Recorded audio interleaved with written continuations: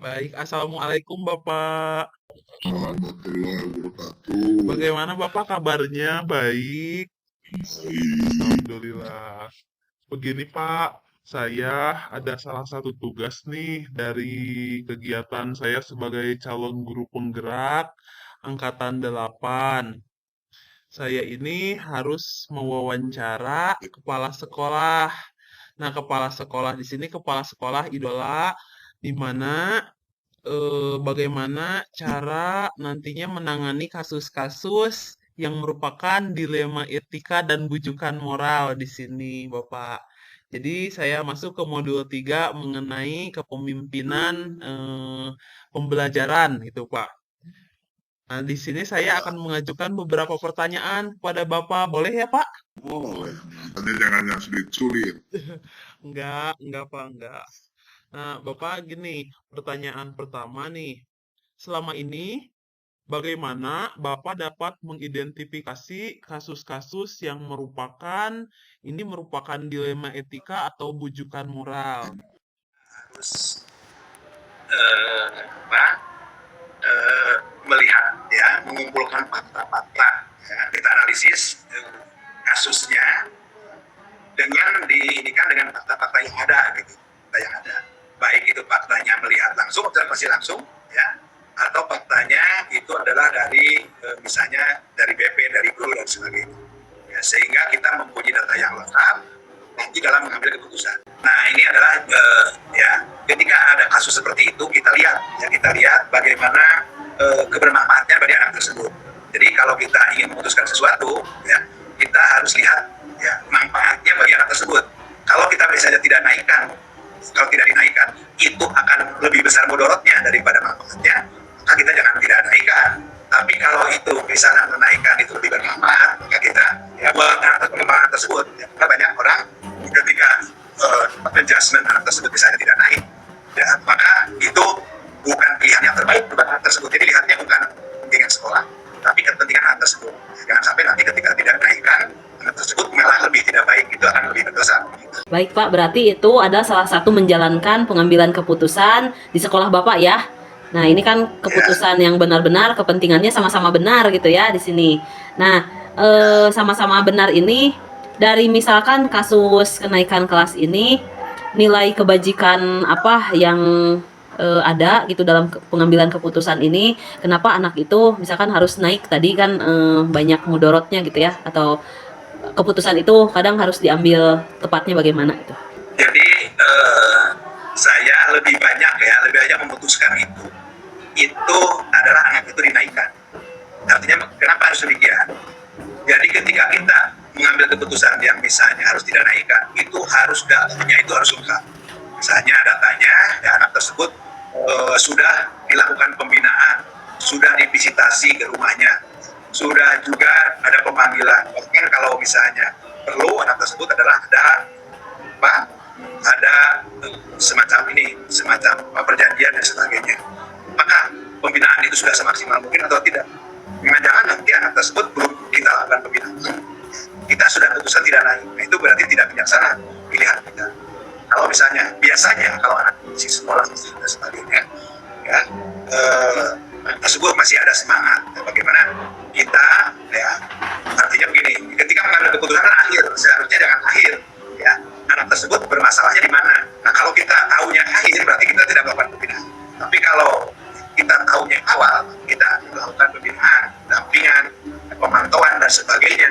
Ya, saya yakin anak tersebut kalau misalnya tersebut punya keinginan untuk motivasi untuk belajar, dia akan mengikuti ya, hal-hal baik yang memang sudah dilakukan tersebut. Tetapi kalau kita menemukannya di akhir, maka yang salah itu adalah kita sebagai guru yang mungkin pemantauannya adalah di akhir ya, dia sehingga kualitas melakukan pembinaan tersebut. Baik Bapak, wah hebat sekali Bapak ya. Sebelum ke pertanyaan langkah-langkah, Bapak di sini sudah memaparkan bagaimana langkah-langkah prosedur yang sudah dilakukan gitu ya selama ini, itu terkait pengambilan keputusan kenaikan kelas atau kelulusan anak di sini ya. Nah Pak, pertanyaan selanjutnya di sini, hal-hal apa saja yang selama ini Bapak anggap efektif dalam pengambilan keputusan pada kasus-kasus dilema etika? Mungkin bisa ada contoh yang lain gitu.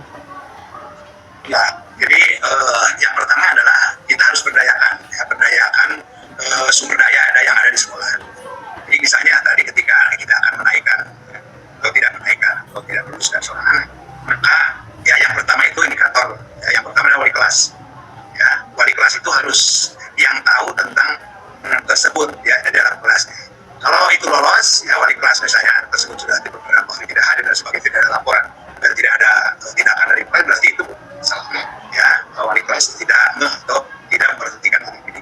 Ya, ketika wali kelas menemukan itu, maka selanjutnya adalah peran BP.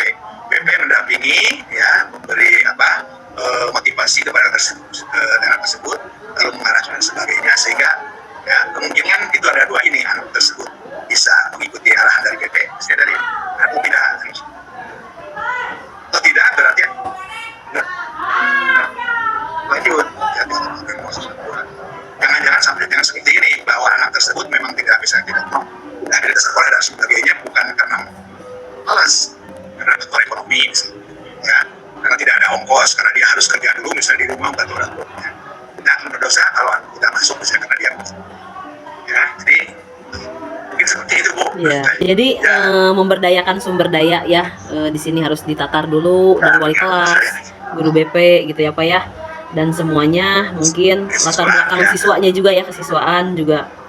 Oke, baik Bapak, terima kasih.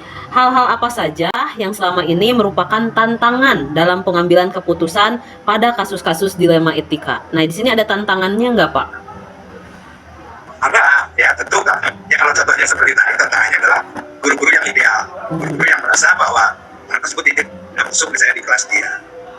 Ya, ininya nggak ada, kehadirannya nggak ada dan sebagainya. Mereka tidak melihat bahwa tidak hadir itu adalah ada hal-hal yang tadi seperti yang disebutkan, mungkin ada faktor ekonomi, ada juga faktor ekonomi, jadi anak ya tidak ke sekolah. Ada juga misalnya karena di kurikulum mereka itu dalam pilihan mata pelajaran, mungkin saja anak tersebut ya tidak pilihan dia, tapi dipilihkan oleh dia. Kita juga harus introspeksi ketika ya, anak tersebut dipilihkan mata pelajarannya oleh kita dan anak tersebut tidak termotivasi atau jarang masuk ke pilihan mata pelajaran tersebut, kita juga harus introspeksi diri ya.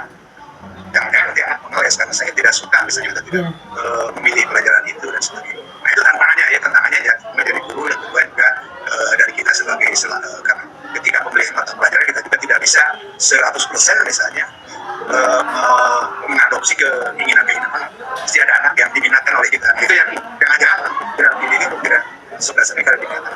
Ya. Itu tantangannya. Apakah Bapak memiliki sebuah tatkala atau jadwal tertentu dalam sebuah penyelesaian kasus dilema etika? Ya, di sini jadwalnya nih. Apakah Bapak langsung menyelesaikan di tempat atau memiliki sebuah jadwal untuk menyelesaikannya? Bentuk atau prosedur seperti apa yang akan dijalankan? Ya, jadi langsung diselesaikan dengan emosional. Ya. Nah, di sini harus dikelola dengan baik. Kita melibatkan mulai dari kelas guru, ya, terus juga guru BP, lokasi kesiswaan dan sebagainya. Ataupun semua stakeholder. Ya, ketika memutuskan itu adalah menjadi keputusan bersama dan keputusan yang terbaik. Ya. Jangan sampai keputusan itu karena emosional. Ya, kita melihat gejala seperti itu juga hanya yang terlihat oleh mata, ternyata di belakang itu ada kebaikan yang ya hanya yang terlihat itu yang di depan itu yang diputuskan. Nah, itu emosional. Ya, sehingga dari itu akan menimbulkan semua pihak. Ya Pak, baik. Di sini harus koordinasi gitu ya Pak ya dengan berbagai pihak dalam memutuskan suatu kasus gitu ya dilema etika ini. Ya. Adakah seseorang, lanjutkan ya Pak ya. Adakah seseorang atau faktor-faktor apa yang selama ini mempermudah atau membantu Bapak dalam pengambilan keputusan dalam kasus dilema etika? Hal yang faktor-faktor yang mempermudah gitu Pak di sini. Ya. Yang pertama adalah orang satu orang siswa, kemudian wali kelas, ada guru, ada BP, mulai sosioekonomi, ketinggalannya, terus apa kebiasaan dan sebagainya. Jadi untuk kemudian juga atau hasil dari yang telah dilakukan setelah orang di seluruh DPB siswa.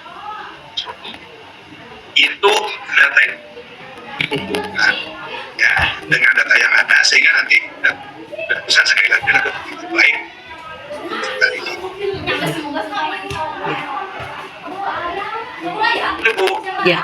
Ya Pak, jadi harus yang mempermudah itu adanya data gitu ya Pak ya.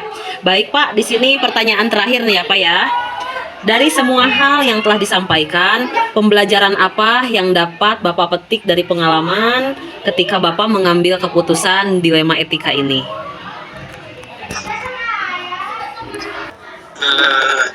Tentu banyak pembelajarannya ya. Baik bahwa kita fokus dengan apa yang kita lakukan nanti ada dari yang memang bagi kita bahwa ternyata ada yang lebih berat masalah itu daripada diri kita. Kita koordinasi dengan guru dan sebagainya, lalu kita juga panggil anak-anak yang pokoknya yang di kelasnya yang memang kalau dia diluruskan katanya dia akan demonstrasi. Ternyata mereka juga menerima setelah dia tahu bahwa ini masalah anak ini seperti ini. Kalian juga misalnya kalau punya masalah ini tentu tidak akan lebih baik dalam hidupnya. Nah, masalah itu adalah pedulian. Dan bagi itu menjadi penting ya, sehingga segala sesuatu harus diputuskan dengan hati dan rasa. Ya, baik Bapak. Terima kasih ya Bapak ya atas wawancaranya kali ini. Sangat menginspirasi sekali ya Bapak di sini sudah berpengalaman bagaimana cara memutuskan kasus-kasus yang termasuk dilema etika gitu ya di sini ya Bapak ya. Jadi memang keputusan ini harus diputuskan gitu secara bersama-sama, memberdayakan sumber daya ya intinya ya. Ya, betul. Ya Bapak, terima kasih ya Pak ya atas waktunya untuk wawancaranya. Mohon maaf Bapak, saya mengganggu ya. Tawar-tawar, mohon maaf sekali. Ya, saya bisa. Ya. Bukan boleh ya di Bundaran Aduh. Ya. Bos kita dari sana saya ya.